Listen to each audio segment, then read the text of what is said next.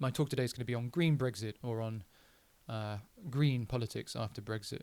But what I want to do today is offer you three perspectives which hopefully will help us to concentrate our activism on this issue. So I think my talk really is going to be less about the concrete practicalities of how we can campaign on this. There are people who are better placed to speak about that, and more to sort of offer these perspectives from which we can get a better sense of what needs to be done, what things need to be monitored, where, in other words, we need to pay attention. So these three perspectives are as follows. The first sees Brexit as a problem of political attention.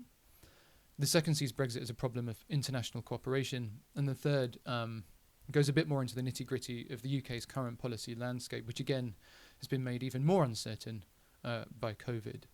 And we'll have time in the Q&A to discuss the talk and any other things you want to raise.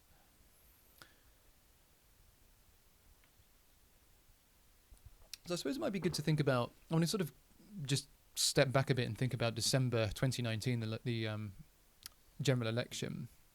I spent a lot of time going door to door in my borough of Tower Hamlets in London, and I personally found it very difficult to persuade voters of the environment's relative importance.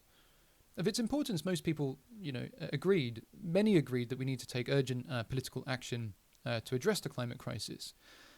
But Leave voters especially were given very few options at the ballot box. Labour's then notoriously unclear Brexit stance was nevertheless softer than the Conservatives, whose manifesto paid comparatively less attention to the environment as a strategic priority, despite these kind of ad hoc pledges on plastics, farming subsidies, offshore wind power. But the Greens and the Lib Dems, of course, were unequivocally Remain parties. And this created a huge problem. How were you supposed to vote if you wanted to leave the EU, but without potentially compromising environmental standards? In other words, the election produced a cleavage that didn't need to be there, and which failed to accurately reflect public opinion. The campaign group Friends of the Earth, whose website is worth checking out if you're interested in this issue, reported on opinion polls at the time which showed that whether you were Leave or Remain, over 80% of the UK electorate wanted, quote, the same or stronger protections for our wildlife and environment in a post-Brexit Britain. Those findings were corroborated by Andy Jordan, Professor of Environmental Sciences at the University of East Anglia, by the Wildlife Trust, and by the Institute for Public Policy Research. All of these separate studies showed that there is simply no political appetite, whether you Leave or Remain, for lowering environmental standards after Brexit. Cast your minds back to January or February, so again before COVID complicated things still further.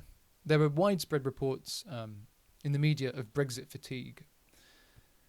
And I think this is an important issue.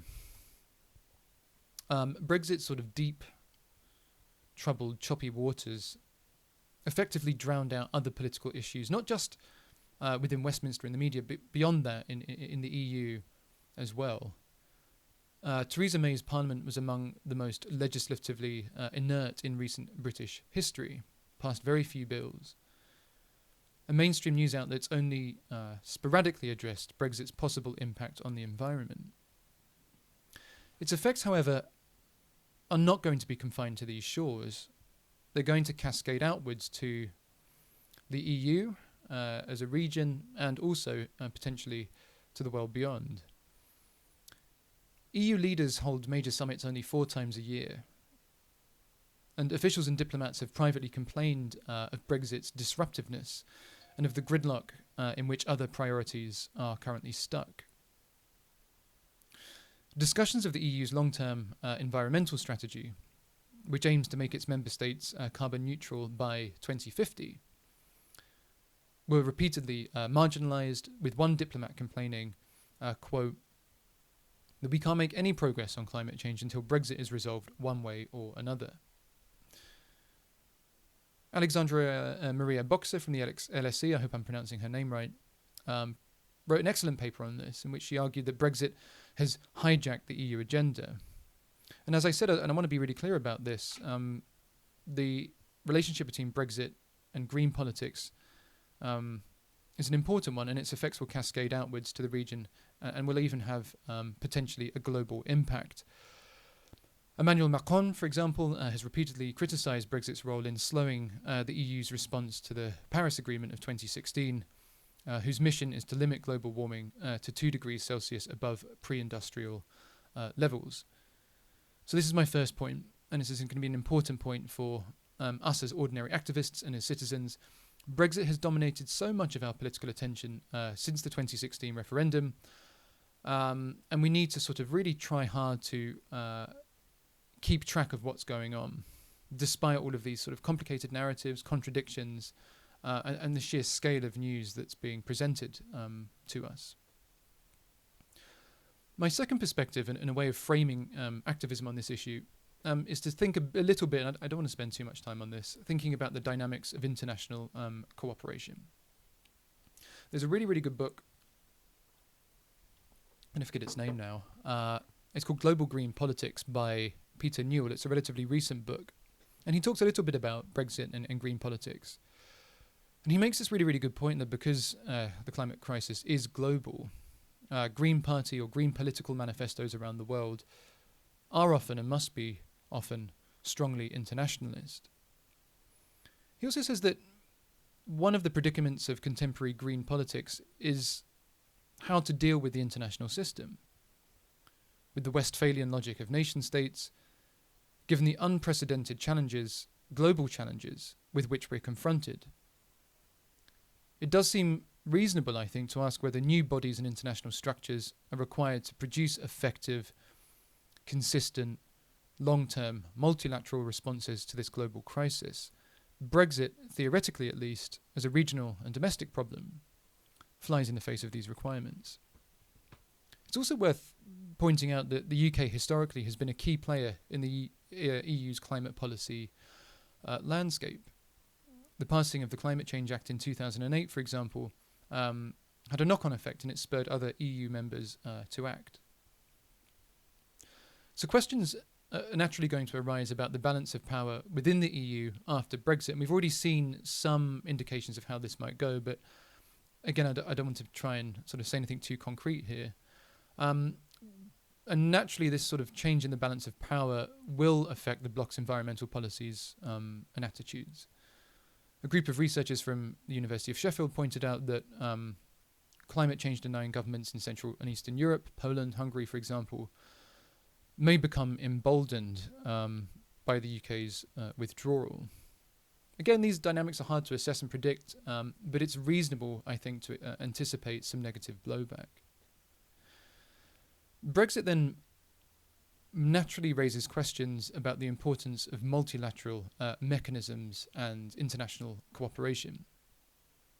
As Newell puts it very succinctly, the debate about Europe and Brexit in the United Kingdom is revealing of the dilemmas Greens face in navigating this difficult space between internationalism on the one hand, the need for a coordinated international response, and localism on the other. As I said, my campaigning on this very much falls within the latter, focusing on green issues within my borough.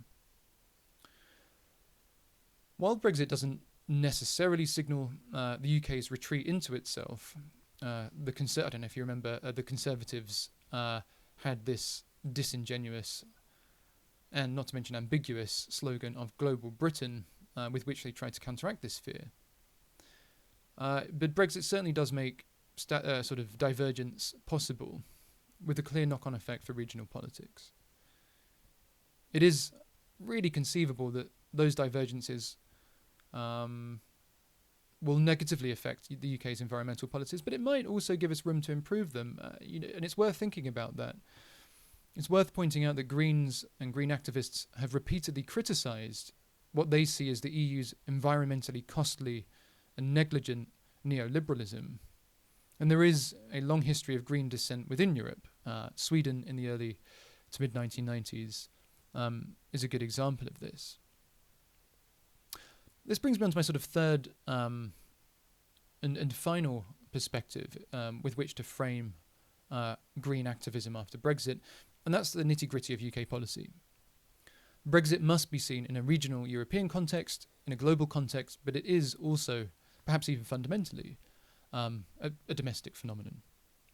its environmental impact will be determined almost exclusively, I think, by our political leaders and their appetites, whose equivocations make it difficult to know where to concentrate our activism.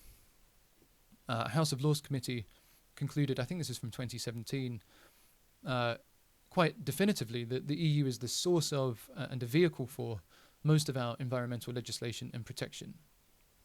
And that goes from things like regulatory standards to governance structures to enforcement. While Alyssa Gilbert and Maria Carvalho from the Grantham Foundation at LSE have anticipated what they say is going to be a lack of sanctions and enforcement of environmental regulation once the UK leaves the EU. The current government, of course, insists otherwise.